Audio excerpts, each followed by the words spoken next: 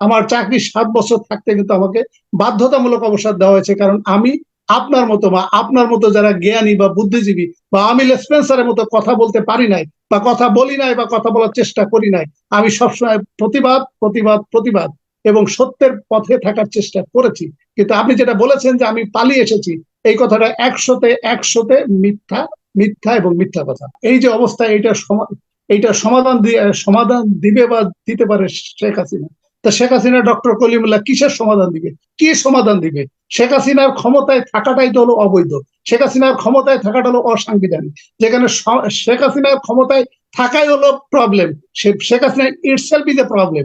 তাহলে যে ব্যক্তি হলো প্রবলেম, যে ব্যক্তি যখন কথা বলে প্রত্যেকটা তার কথার ভিতর হলো সংবিধান লঙ্ঘনের কথা বলে, সেই ব্যক্তির কাছে আপনি সমাধান চাচ্ছেন। আমি মনে করি এই স্বৈর শাসকের পতন হবে এবং শেখ আচ্ছা, হাসিনাকে পদত্যাগ করতে হবে, করতে হবে এবং করতে হবে। ধন্যবাদ। সাইফুল সাগর, এই আজকে তো অনেক আলোচনা হলো, তো আমি খুব সংক্ষেপে বলছি। সেটা হলো যে আমাদের যে স্টুডেন্ট তসলিম অভি, আমি হুম, তসলিম অভির কথার সাথে মানে একাত্মতা প্রকাশ করছি। এবং সে যেটা বলেছে যে তারা সিস্টেমের পরিবর্তনের লড়াই বা সিস্টেমের পরিবর্তন চায়। তো সিস্টেমের যে পরিবর্তন লড়াই বা সিস্টেমের যে সংস্কার উনি চায়, কিন্তু এই সিস্টেমের পরিবর্তনের লড়াই বা সংস্কার আপনি কার কাছে যাবেন? মানে যার কাছে আপনি চাচ্ছেন তার ভিতরে যদি গলত থাকে, তার সিস্টেমে যদি প্রবলেম থাকে, তাহলে আলটিমেটলি আপনি যে সিস্টেমের যে পরিবর্তন চাচ্ছেন, সিস্টেমের যে সংস্কার চাচ্ছেন, এটা আপনার সাথে আমি 100% একাত্মতা প্রকাশ করছি। তবে প্রবলেমটা হচ্ছে যে আপনি এই সিস্টেমের সমস্যাটা কার কাছে চাচ্ছেন। আপনার কাছে এই সিস্টেমের সংস্কার চাইতে হলে আপনাকে একটা গণতান্ত্রিক সরকারের কাছে চাইতে হবে, যে গণতান্ত্রিক সরকার আপনার এই সিস্টেমের পরিবর্তনটা আনতে পারে। এবং আপনি যে ভালো কথা বলেছেন, আওয়ামী লীগ পাওয়ারে নেই, যদি বিএনপি আসে বা অন্য কেউ যদি পাওয়ারে আসে, তাহলে আমাদের সিস্টেমটা যাতে ঠিক থাকে। আমাদের এই সিস্টেমটা দেখেন গত 18 বছরে প্রত্যেকটা সিস্টেম কিন্তু ধ্বংস করে ফেলে দেওয়া হয়েছে। প্রধান বিচারপতি রাজনৈতিক বক্তব্য দেয়, সেনাপ্রধান রাজনৈতিক বক্তব্য দেয়, পুলিশের আইজিপি রাজনৈতিক বক্তব্য দিয়ে হাজার হাজার কোটি টাকার মালিক হয়, প্রত্যেকটা সচিব রাজনৈতিক বক্তব্য দেয়। এবং এইখানে যারা যারা আমাদের মতো যারা টক শোতে আসে, আমি স্পেন্সার বা আমি বুদ্ধিজীবী হিসেবে তারা পরিচয় দেয়, এবং তারা দেখেন সে কিভাবে মিথ্যা কথা বলে, 198টা মিথ্যা কথা বলে। যদি এই সিস্টেমটা পরিবর্তন হতো, সিস্টেমের যদি সংস্কার হতো, তাহলে তারা এইভাবে স্পর্ধা নিয়ে, এত সাহস নিয়ে কথা বলার দুঃসাহস পেত না। কিন্তু এই সিস্টেমটা কলুষিত হওয়ার কারণে এই তারা এই ধরনের স্পর্ধা নিয়ে কথা বলছে বা কথা বলার সাহস পাচ্ছে। আমি ডক্টর কলিমুল্লাহর একটু অ্যাটেনশন ড্র করতে চাচ্ছি। উনি আজকের বক্তব্যটা ভালো দিয়েছেন এবং ওনার কম বেশি বক্তব্য ভালোই থাকে। আজকের বক্তব্যটা আমার ভালোই লেগেছে, বাট শেষের দিকে উনি যেটা বলেছে সেটা আমার খুব একটা পছন্দ হয় না। এটা এই জন্য আমি ওনার সাথে বিনয়ের সাথে একটু দ্বিমত পোষণ করছি। উনি যেটা বলেছে যে এই যে অবস্থা, এইটা সমাধান দিবে বা দিতে পারে শেখ হাসিনা। তা শেখ হাসিনা ডক্টর কলিমুল্লাহ কিসের সমাধান দিবে? কি সমাধান দিবে?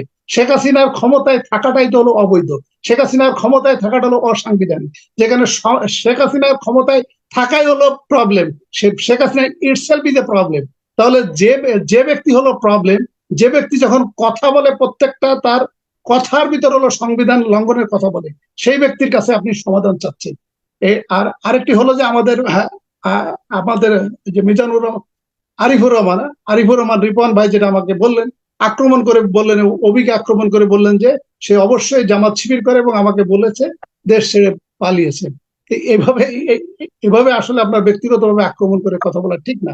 তবু আপনি যেহেতু বলেছেন যে আমি দেশ ছেড়ে পালিয়েছি, এই কথাটা আপনার সঠিক নয়। যেটা ডক্টর ফয়জুল যেটা বলেছে যে আইমান সাদিক এবং মুনজারিনকে যে 5 কোটি টাকার যে 5 কোটি টাকার যে এটা অ্যালটমেন্ট দেওয়া হয়েছিল বা একটা সহায়তা দেওয়া হয়েছিল, সেটা উনি শুধুমাত্র ফেসবুকে স্ট্যাটাস দেওয়ার কারণে তার এই 5 কোটি টাকার অ্যালটমেন্ট কিন্তু বাতিল করা হয়েছে।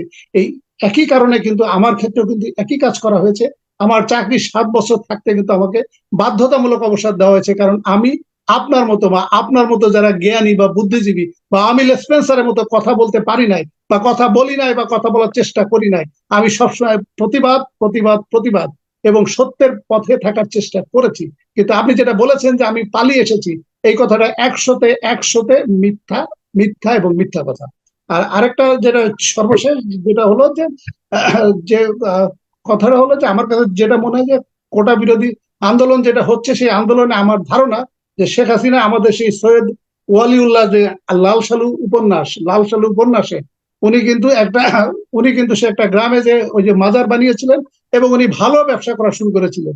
এবং শেখ হাসিনা যারা লেসপেন্সার মুক্তিযোদ্ধা, মানে মুক্তিযোদ্ধা দিয়ে মতো ওই সেই সৈয়দ ওয়ালিউল্লাহ লাল সালুর উপন্যাসের যে নায়ক ওই মজিদ মজিদ যেভাবে মাজার বানিয়েছিল, মুক্তিযোদ্ধাকে আপনি মাজার বানিয়েছেন, বানিয়ে আপনি ব্যবসা করছেন। কিন্তু কিন্তু এই উপন্যাসের শেষের দিকে যে যিনি নায়ক বা ভিলেন মজিদ, তিনি বিয়ে করেছিলেন রহিমা নামক এক এক মহিলাকে, পরবর্তীতে এক জমিলা নামক এক 16 বছরের এক মেয়েকে বিয়ে করার পরে তাকে বশে আনতে পারে নাই, তাকে বাধ্য করতে পারে নাই স্ত্রী হিসেবে, এবং পরবর্তীতে কিন্তু মজিদের করুণ ভাবে ওখান থেকে বিতরিত হতে হয়েছিল, পরাজিত হতে হয়েছিল। এই জন্য আমি আমি আমি এই যে যারা কোটা বিরোধী আন্দোলন করছে তাদের প্রতি আমি সমর্থন করছি। এটি ঠিক সৈয়দ ওয়ালিউল্লাহ লাল সালু উপন্যাসে জমিলা কর্তৃক যেভাবে মজিদ পরাস্ত হয়েছিল, আমি মনে করি কোটা বিরোধী আন্দোলন দিয়ে আপনারা সিস্টেম পরিবর্তন করেন, সিস্টেমের পরিবর্তন আমরা চাই। আপনাদের প্রতি সমর্থন থাকলো, এবং আপনাদের এই আন্দোলনের মাধ্যমে আমি মনে করি এই স্বৈর শাসকের পতন হবে এবং শেখ হাসিনাকে পদত্যাগ করতে হবে এবং করতে হবে। ধন্যবাদ।